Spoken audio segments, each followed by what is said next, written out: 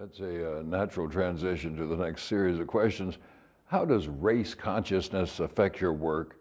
Do you see yourself as a leader who advances issues of race or society or both? Is there always a distinction? Is there anything, such thing as a race transcending leader? Well, people describe things as they will. I always try to look at what the issues are. If we're talking about healthcare, we're talking about education, the criminal justice system. The question is, how has race affected any group any more disproportionately than it should have? You've seen it in education. We've talked about Brown versus Board.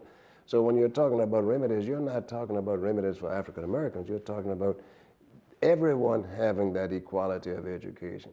When you're talking about a justice system, you're talking about one that's for all people. When you're talking about affordable housing, you want to make certain that all people have it.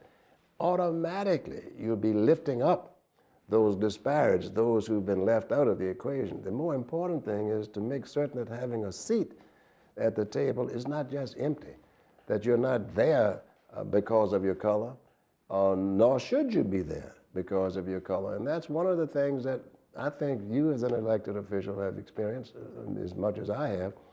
Sometimes people expect that you would be going more heavily on one side than the other. And even when you are being as fair and as open-minded and as balanced as you can, those accusations will come. The real thing is, are you doing the right thing? Are you making certain that no one is disparaged by your political decisions?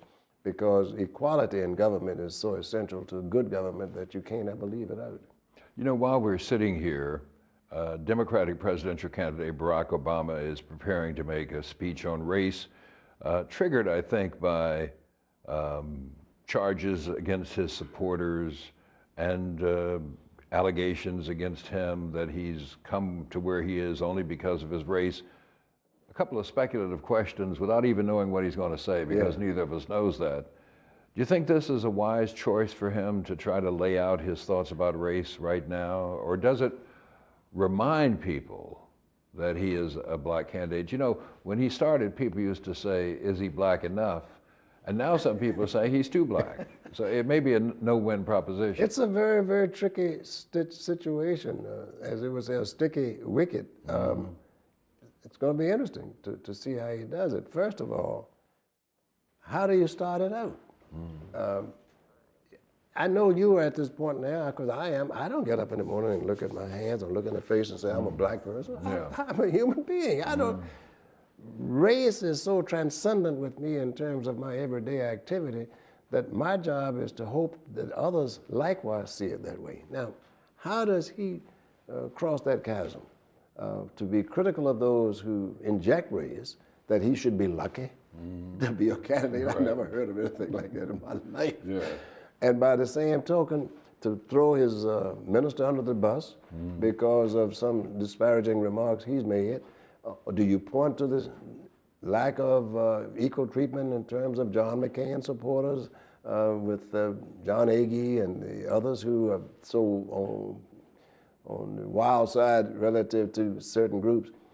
Or do you repeat what people think you are in terms of not being the racial candidate? And how do you say it? It's a very, very tough sell for him. I'm going to be looking at it as you are to see what it is. Do you have any idea what you might say if you were in the same position?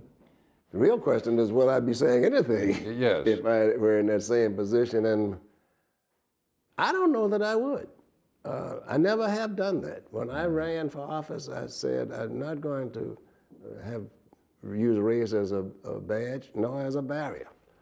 And as you know, I had any numbers of friends who said they want to come in and campaign for me. I said, fine, I don't mind that. But if you do, it's not going to be to the extent of saying you're voting people, so we're going to make history. History doesn't pay the bills. Making history doesn't make your taxes lighter. It doesn't make your defense stronger. So I would weigh it very carefully. Today, if it were me, I don't know if I'd be making that speech today. Not at all. I might not.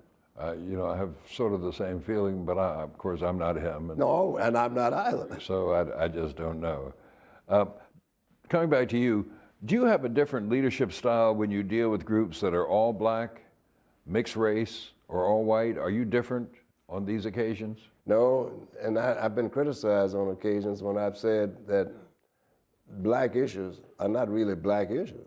They are issues where people are disproportionately affected because they might be black. Education, healthcare, affordable housing, crime, et cetera, et cetera. I say the same thing to a Chamber of Commerce meeting that I would to a Baptist church that I belong. The same thing that I would say to an NAACP gathering.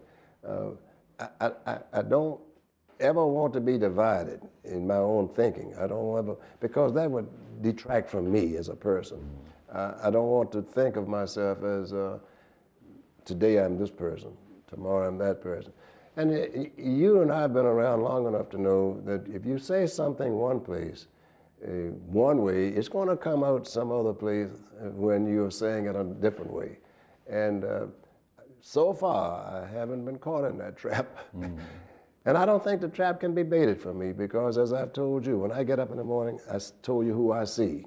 I see a human being who wants to treat other human beings the same way I want them to treat me. In a book called Challenging the Civil Rights Establishment, the authors quote William Allen writing about a danger in continually thinking in terms of race or gender. He says, until we learn to use again the language of American freedom in an appropriate way that embraces all of us, we're going to continue to harm this country. So is there a danger of divisiveness when we focus on the very concept of black leadership? No one would deny, or I don't think they would, you are a black leader. Yeah. Is that a healthy thing to call you that, to describe you in that way? I have some question about it because I feel that if a person, leadership as we've described it before, but if I am a black leader, then that means I'm not a leader. And that, You're a qualified leader. That's exactly right. That is a detraction. So Allen might have a point to the extent of pointing out, and I think we've discussed it here today, in the absence of freedom, if you want equality, you want freedom, you want rights, no more, no any less than anyone else. If that's there, then you're making the cut. Some have complained, and I do too, that it's taken a long time, far too long, and yet we're a young country, still in this experiment with democracy. That's why we've got to continually challenge the precepts and the making of America the dream that so many people wanted it to be, because if it's ever fulfilled, and we're working towards it, there's no, and it still is, there is no place like this place in the world. Do black leaders, using the term advisedly, have an obligation to help other African Americans, or is there a point when that obligation ends and a leader can pursue his or own ideas or ambitions? The question is, who do you lead? If you are visualizing it as you pointed out, if it's the philosophy that you have, then the implementation means that, yes, you have a responsibility to who much is given, much is expected, as you know. You've got great talents. You don't go into a ground and say, I've done all my job. You've served in elected office. You teach on a regular basis. You write. You serve in other positions that God knows if you were serving on these rich corporate boards, you'd be making tons of money. But you've given of your time and your effort because it's in you. That's a drive that was put into you by your parents, by your community. No one had to tell you, said you, and that's why you don't stop. You know you can't stop because that spirit force would never let you stop. What do you see as your greatest contribution as an African American leader? Again, to the extent that I've been given opportunity, I've not abused it. To the extent that I've had chances to occupy positions, I've shown that it's possible that people could serve in these positions and be fair, be judgmental to the extent of exercising the fairness that some people thought might not have been the case.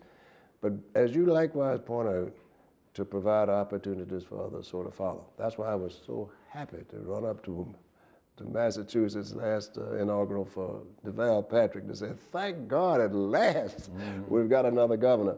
Shows the possibility. Likewise, even with the calamity in New York with Eliot Spitzer, that the state could move on, a big state, with the expectancy that they see in David Paterson. It means a lot to me, more than I could adequately describe here.